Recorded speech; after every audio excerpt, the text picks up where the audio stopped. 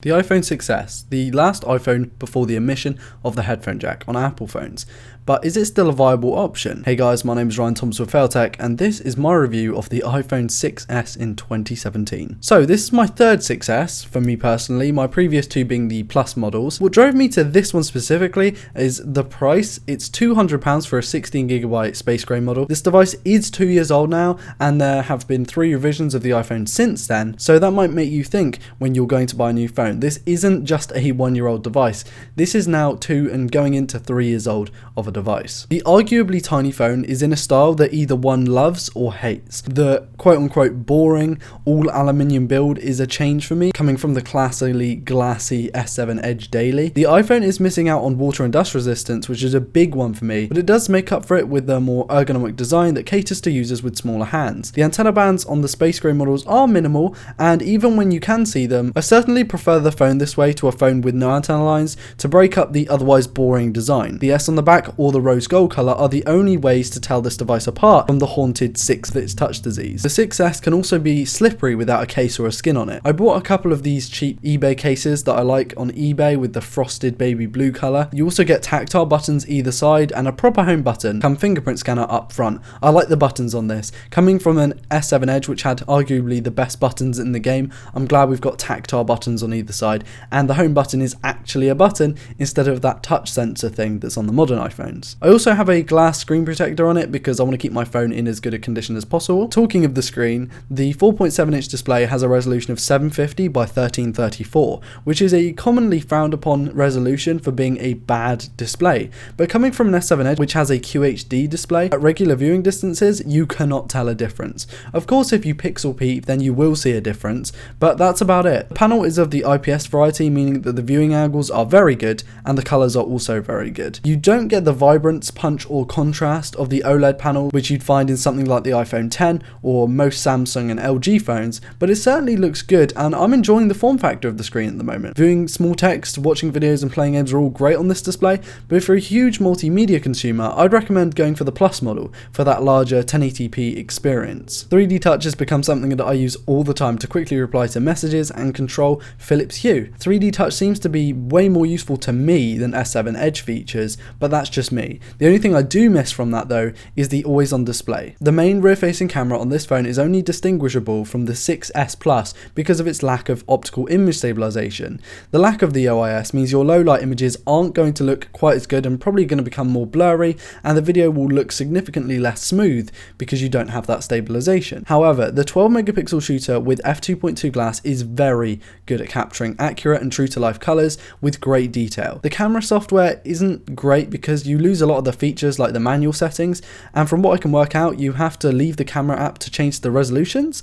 Kinda dumb there, Apple. Either way, I really do enjoy shooting with this camera. It can shoot UHD video at 30 FPS, 1080p video at 120, and 720p video at 240. I think the 1080 120 FPS is the better option in terms of slow-mo, giving you more detail and allowing a little bit more light into the sensor. However, it is nice to have that ultra slow motion 240 FPS option. And also comparing this to the 6, if you want to upgrade from that, you're getting a huge upgrade when coming from something like an iPhone 5, 5S or iPhone 6, because you're getting a higher resolution with a better quality sensor that can capture more light and can shoot in higher resolutions and frame rates. The 5 megapixel front facing shooter is good, but it's not amazing. Its lens isn't hugely wide, but it certainly looks okay. It can shoot 1080p video too. Let me know in the comments actually if you use the front facing video. Do you guys actually use the front facing camera a lot? I never really take selfies, so I don't know, and especially with selfie video, I don't really know anyone who takes selfie video either. For those wondering about performance, this thing is rapid. The dual-core Apple A9 coupled with 2GB of RAM and iOS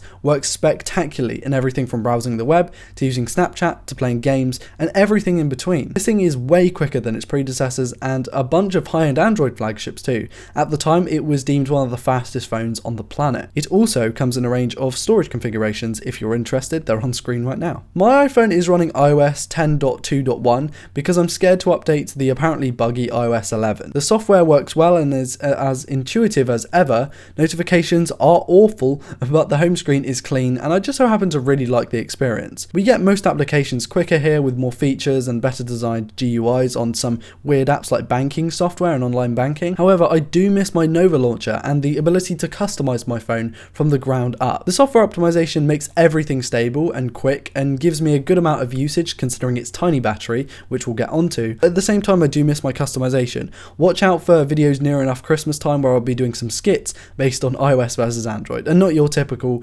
versus. It's going to be quite funny. The battery life on this bad boy is great. Considering it's rocking a tiny 1715 mAh battery, its screen on time is really good. It's what you'd expect from around double that size if it was on an Android phone. This is really down to the software working in conjunction with the efficient hardware to give you these times. Around 3 to 4 hours of screen on time is average for me. I get around 4, but I mostly use Hangouts, emails, MyFitnessPal, Twitter, and I check my YouTube statistics. I don't play games or watch videos on this, and I use it in the gym to listen to music, but apart from that, I don't use it for much else. But seriously, do not expect this screen on time if you're playing loads of games, because it can die in like 2 hours otherwise. The speaker is more bassy than I remembered. I think it's because my S7 Edge had IP68 rating, so the speaker had to be protected in some way. I really do like the punchiness of the low end from this bottom firing speaker. Good job, Apple.